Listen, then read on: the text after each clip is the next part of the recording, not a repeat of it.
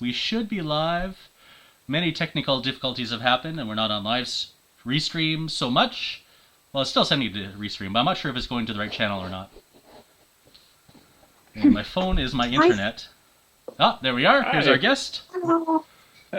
Nice to meet you. Yeah. Yes, nice meeting you too. So this is Margareta, my mother-in-law. Oh, very nice to meet you. And we're just gonna start off hot. So I haven't told Ivan anything yet. But what we're gonna yeah, do? it was all a surprise. Yeah, because you are learning Swedish. Yes. And you are Danish. Yes. And you do not speak the same whatsoever. So I've asked Margareta on to challenge us to say Swedish words that should be difficult for both a Canadian and a Dane. Oh, this will be dreadful with my pronunciation. I can read Swedish quite well, but my pronunciation is absolutely dreadful. So this, I don't think I have an advantage at all here. Are we going to do it now? Yeah, absolutely. We could do it right now. Yeah? Yeah. Okay. So maybe you know the word for the number 7 in Swedish, do you? Ooh, no, I know it's Sue in Danish. Okay, I will say it, and it's easy. Sju. Sju. Nej. Sju. Sju. Yeah, it's a very Swedish sound. All you do is blow out between your teeth. Sju. Sju. The more I try, the worse. Let's hear David say it. Pretty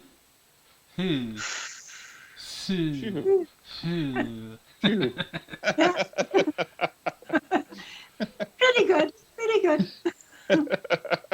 I said that's half a point. Yes. And of course I know that neither Danes nor Canadians can roll their R's very well. They can't say oh no. I can kind of do it in German, but that's Let me hear David. That's pretty good. Yeah. I can't make it like a word. I could do the rolling, but I can't make a word with that rolling. Oh, yeah, I remember Rosie. the first time Annika was able to say the rolling R was with a Russian name. Someone was called Tamara. Tamara. Said, Tamara. Can you do that? I cannot roll my R's. Oh, no. Danes are cursed with the flat language sounds. Yes, because Danes do it far back, and it's more like, almost like a vowel sound for the yes. Yeah. So, recti. Yeah. So, we have a lot of German sounds in how we pronounce things. Yeah. Well, you live pretty close, so. Yes. Yeah. Yeah. And also, a funny thing, Norwegian and Swedish have a second tone, but Danes don't. So, like, if you say stegen, that means the steps in Swedish. But if you say stegen, it means the ladder. So, two different meanings depending on the tone of your voice. Yes, in Danish it would be stien, because we have the soft G sound. Yes, right. I had also heard that Danes have a glottal stop. This was another two-word difference. Tanken and tanken. So tanken is the tank to fill gas in your car. And tanken, that's the thought. Yes. And I had heard that that's where there would be a glottal stop, that you would say tanken. Tangen. No glottal stop? No, but that might be an accent thing. Yeah, we would say tanken. So there's a little bit of emphasis on the K, but... Yeah. Is there a place in Denmark where you would have more glottal stops, like tanken? Yeah, some of once you get a little more east, the accents change a little bit. I'm from Hewlett, the mainland, so my pronunciation is kind of from there. Although it's really just what we call rigsdansk, which is like the proper like television Danish. Right. So, because when I grew up, that was what everyone was supposed to be taught in school. The regional accents were kind of on the way out. Right, like in Stockholm. Mm-hmm. Yeah. It's kind of the main pronunciation, and if you didn't speak like that, people would look down on you. Yes. Supposedly, Dane-speaking Swedish sounds very similar to people from, I don't know what it's called in Swedish, Skånsk, the southern parts of... Yes. Scania. It even has a name in England, in English. Scania. That's right. Yes. Yeah. Yeah. Yeah, in Danish it's Skåne. Right. Yeah. And there was, I remember from history, there was a war where Sweden had taken Skåne, and then there was a war again between Denmark and Sweden, and the Scanians were still feeling Danish, so they fought on the side of Denmark. Yes. There's a famous book series about it, which is kind of the Danish answer to the Three Musketeers, about Snaphaner, which were Danish guerrillas in Skåne. I have heard that name, yeah. Yeah, it's very old-fashioned Danish, but yes, Snaphaner is what they were called. Yeah. Okay, we just had a discussion at the supper today about how I finally learned, when I was watching a TV show, what you say to a horse in Canada when you want it to stop, which is whoa. But when I saw the spelling, I thought it was, you said who and then an A at the end, so I said hoa. Hooah! And then, but David has now learned how to say, how you stop a horse in Swedish. Yes. Can you say it, David?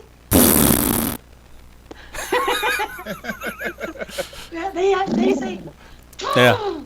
Yes. Is it the same for a Danish horse? I don't even know if I can make my lips move like that. Yeah, it's kind of like you blow out. It's almost like blowing raspberries. You have to flap your lips. Yeah. Yes. You will spit a little bit. That's okay. It's a horse. Actually, it's like a rolled R, except you do with your lips instead of your tongue. So there's rrr with your tongue and brrr with your lips. Yes. Yes. Growing up, I had friends with horses, and that is absolutely how it worked. So, David, can you say it again in Swedish?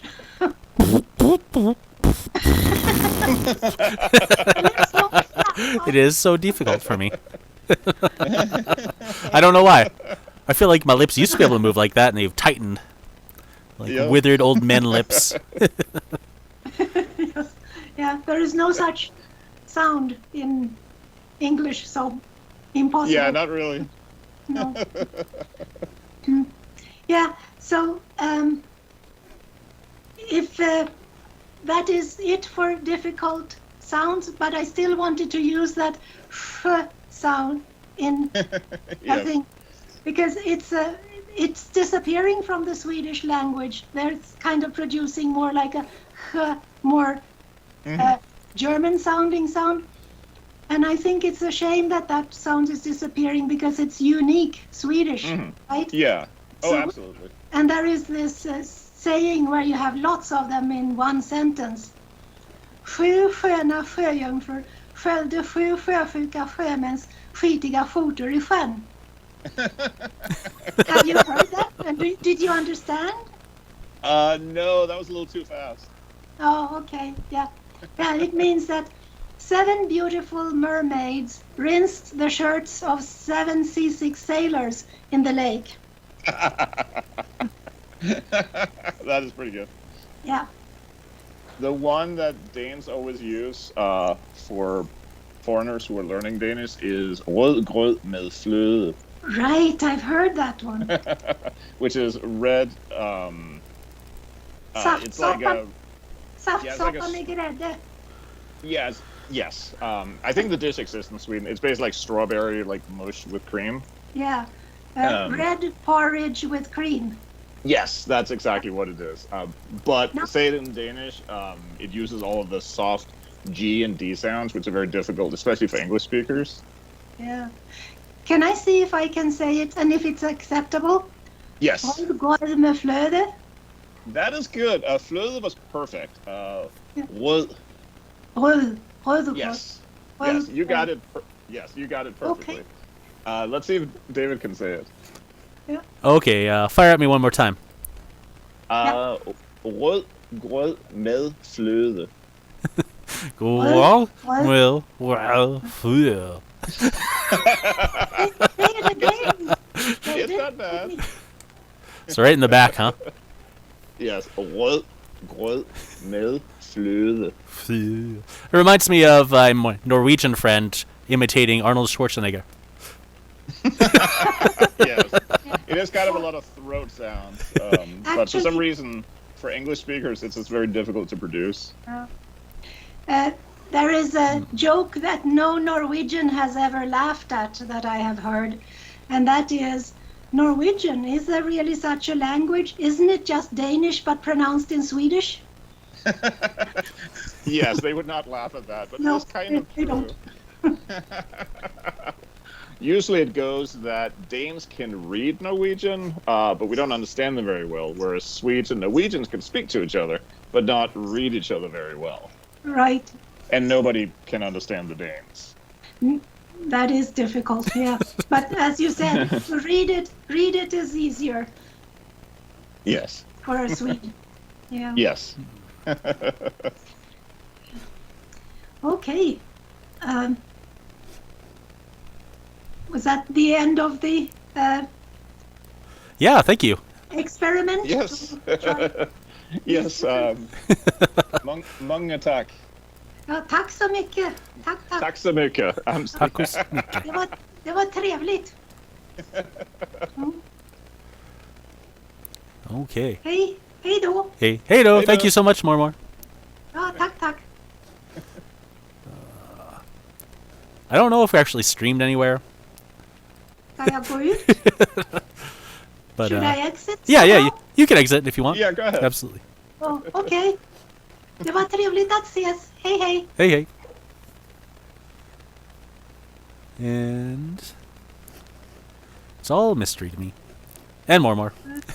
I still hear you, but I don't see you. Well, that's okay. Yeah. Yeah, I think you just hit the hang up button. Oh, there. Yeah. Now I Yeah, know. if you click hang up, it should work. Mm-hmm. There we Poof. go. Yeah. So we may or may not have streamed this to someplace. Yeah, that's all right. Well, worst case, are you recording it? It may have recorded on. I think it went to Twitch, no problem, and Okay. to YouTube, it got temperamental on Restream. Oh, okay. So this may be Yeah, it might just be us. this might be a Twitch exclusive. That's Okay. right. I think I can download it off Twitch though. Yeah. Probably. So there we go. Our skills yeah, were no, challenged. Yes. Yeah, the pronunciations are really difficult because the sounds are so different, but also it's very easy to. It's in some ways harder. Like it was easier for me to learn to read Swedish because so much of it you already got. Yeah. But the pronunciations, because a lot of the words aren't the same, so it's not only remembering which word goes where, but it's also that the way they're pronounced is like way different. Yeah. So it's definitely a challenge. So plus I'm also like improving my German at the same time, so it's Oh dang. yeah. Well, I figured since I don't watch that much TV, I can just work on languages. Oh yeah. Exercise your mind. That's good. Yeah. Oh, they say that it's actually a good way to like prevent like old age, or not prevent old age, but like keep your mind like sharp. I would believe it, honestly.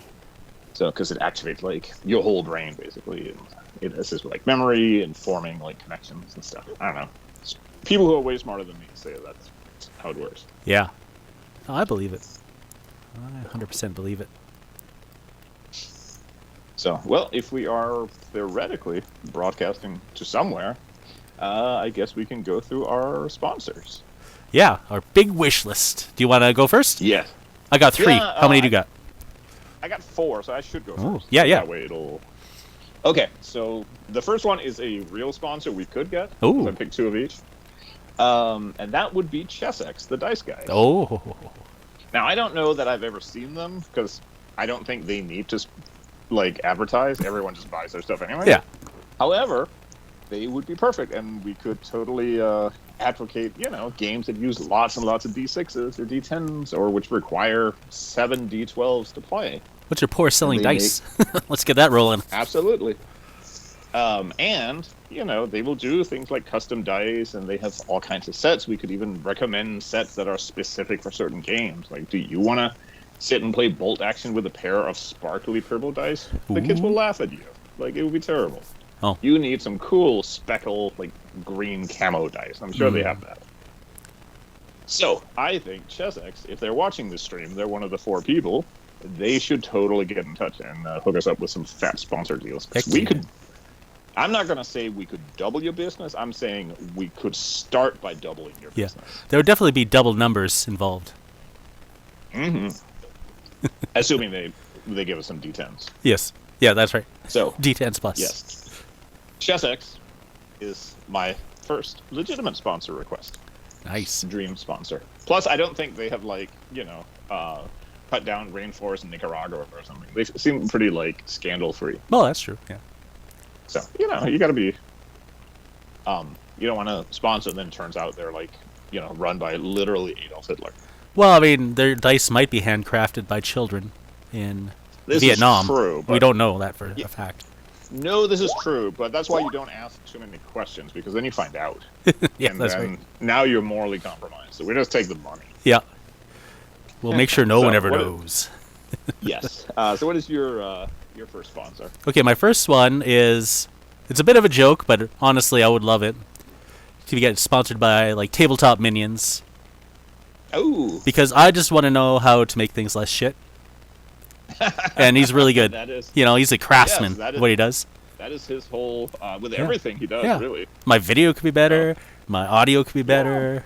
Just editing skills. So, sponsorship by mentorship, I guess, would be the first one. Yeah, sort of paying it forward, and then we could say nice things about him, which we would do for free. Yeah, 100%, all the time. Oh, wait, no, we wouldn't do it for free. That's the whole point of getting a sponsor. Well, yeah, he's giving us stuff, and then, we say good things about him. Exactly. It's the best. Invite him to all your conventions. Yeah, exactly. That's how you can tell it's genuine, because we got paid. Yeah, exactly. It's the proof is put in the channel. Yeah.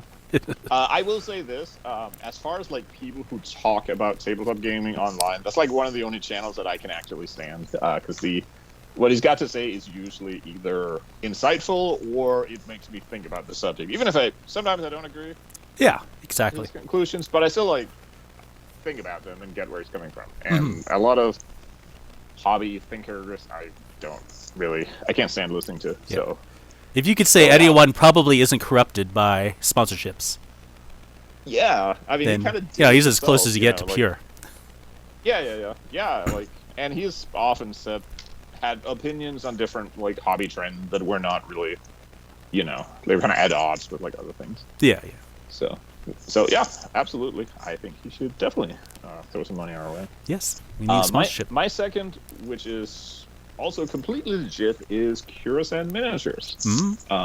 Because I think we both, as we had an episode about 15mm sci-fi, we feel very passionate about that. And I've traded emails with the guy a couple of times in the past, and he seems like a perfectly nice guy so now I don't know if there's enough money selling miniatures that you can sponsor YouTubers, but there's no way to find out unless you do it. Facts. And we could give some... I don't think I've ever bought a miniature from Khurasan that I regretted or didn't like, or even was surprised by. Like, they're one of the cases where, like, what you get in the package is actually like what you saw on the website. There's not really any... You don't get that experience where sometimes you buy some miniatures and you get some little... And you don't remember if you ordered, like, World War II French or, like, Warhammer, like, goblins, because they are just so miscast and crabby detail. Yeah. Like, everything is, like, really sharp. It works well together. It doesn't always work well with other manufacturers because they're kind of large, but I would take some Khurasan showbucks. That's for sure. His picture game is pretty good too, right? Like, you basically know what you're getting from his website. Yeah. And he actually has like proper I don't know if he paints them. I'm sure he pays somebody to do it. But he has like proper like painted photos up so they don't look like, because a lot of times, especially for like 15s and lower, Here's your better metal.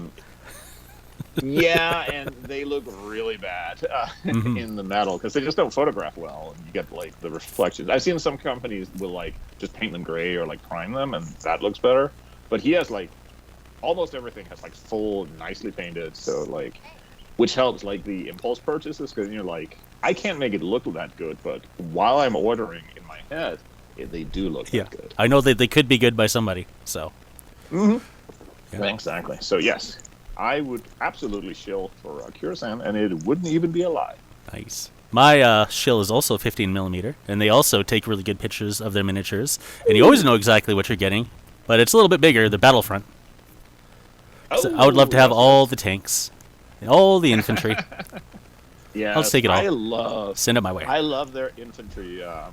I know a lot of people like don't like the style they have, but I really like them, and I think they paint up really well. They look fun. They're very like what's the word, like noticeable on the table. Like it's very easy to pick out like who's who. Yeah, exactly. And they respond really well to like very basic paint jobs too.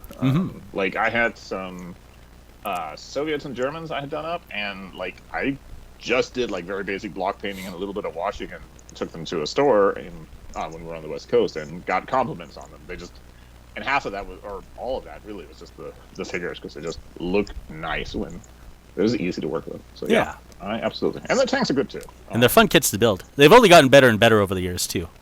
Like now they do plastic infantry. That's great. They do like all their tank kits are just solid. And they've done a lot for just like getting people on board and getting people into. I would absolutely. I would even pretend to play Flames of War. Yeah, they're even doing early war come next end of the year, so that's pretty exciting. Ooh, that's terrible, because I am just starting to get into 20mm World War II. Oh, it's too late. Quick, sell. I know. Well, I just my Christmas present for myself was like finishing out my British platoon in 20mm from Eureka, and so I got like an infantry section and a bunch of support weapons coming, and I found some random dude 3D printing some tanks, so I'm waiting for those and see if they're like complete garbage or if they're okay. Honestly, even if they're pretty bad, I'll still use them, but because they're only $10 a pop. I think they'll be good. So, I mean, the 3D printing is amazing. They'll probably be at least okay. Like I paid $10, so like if they are like on par with like a tank from like 10 years ago, I'll be fine. Yeah, exactly. Because you would pay more for like a model kit in 172. Or a giant chunk of metal tank from Ground Zero Games, or Old Glory. You know, I have some Old Glory Challengers, and those are just chunks of metal. I had some from the Command Decision range, some like M113s, and I don't think I bought 3, and I think they were all like different sizes because they were just like cast weird. Command Decision is like half the stuff I've gotten from them has been like really, really good, and the other half has just been like dreadful. I've heard they keep running the same molds for a long time, so they start wearing out before they replace them. So just the trick seems to be buy stuff that people don't buy a lot. So like the Soviet infantry I got was really good, but the Germans I got were really not.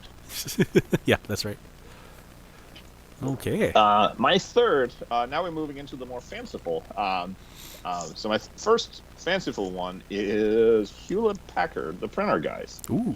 Because the single best investment I've ever made for tabletop gaming is owning a laser printer. And I own an HP because we went to the store looking to buy a printer, and there was a guy in, I think, Best Buy, maybe the Radio Shack at the time, but it was one of those stores. And we went up to him because he was in the printer section, and I asked, "We're looking for a laser printer. What brand should I buy?" And he said, "You should buy an HP." And I asked him, what makes HP a better brand? And he says, because they employ me. And I said, thank you. And then we bought an HP, and we have loved it ever since. When this thing got down to like saying very low toner, change immediately, we still got like 200 more pages out of it. Oh, yeah. It doesn't do color. It doesn't do nothing. It'll do pictures okay. Like if you have a PDF with pictures in it, they look fine. They're just in grayscale. But like we were playing some random stupid game I found on the internet and just grinded out like 50 pages like it was nothing. Yeah.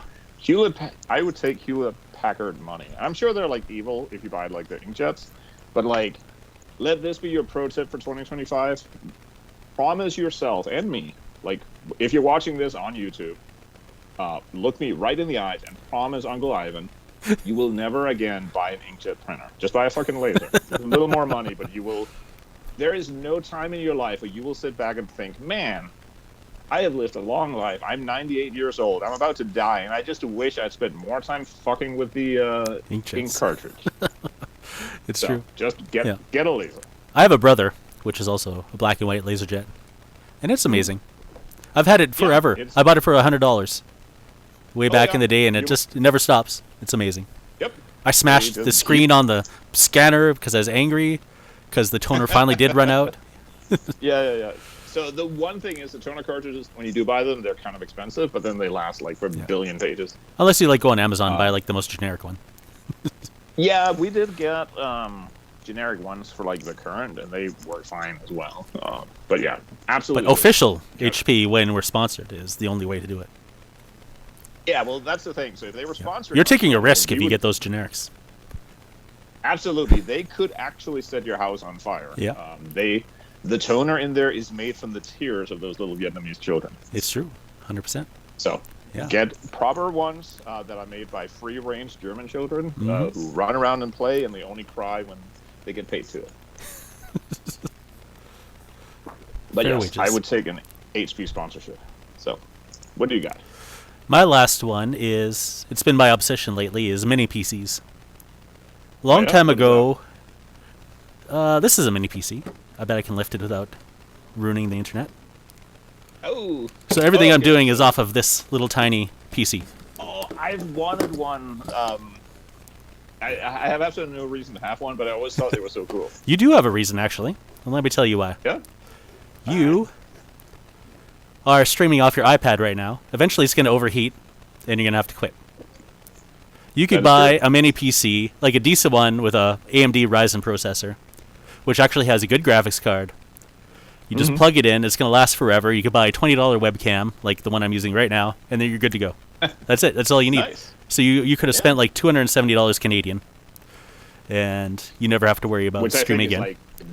I think that's like $9 American. Yeah, exactly. Then you take it one step further, and you install Bazite, and then you got yourself a Steam Deck. So now you also have a gaming console and a mini PC, and you just do everything off of like very little money.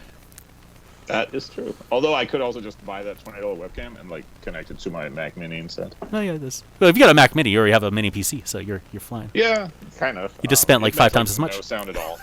I used to have a long time ago. I got this little. I don't remember what it was called, but it was a little Android-powered board, and it was like this big, literally.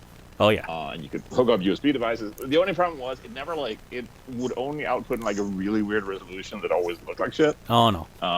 And Android didn't work because it was this weird like hack job. Android. Yeah, it's definitely spying on you, 100%. Oh yeah, it was absolutely like beating my data like right to North Korea or something. Yeah. But I've always been fascinated with like little like mini PC like form factors and stuff. I just think they're so cool. Yeah, and these legit ones, like the ones they sell on Amazon, they're good. They come with a Windows, and you should just reinstall it anyway, just in case, or put on Bazite or some other operating system, and you'll be happy. Yeah, I used Linux for years, so I would do that anyway. Yeah. Friends don't let friends use Windows. Yeah, exactly. So, you would like Bazite, for sure. You should definitely use Windows. Yeah. Fuck you.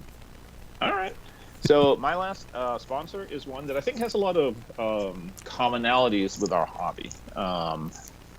Both from an attraction to, producing things that are colorful and involve some craftsmanship and building and painting, but also because they have another thing in common with us. And I'm, of course, speaking of Volkswagen, the car company. Mm-hmm.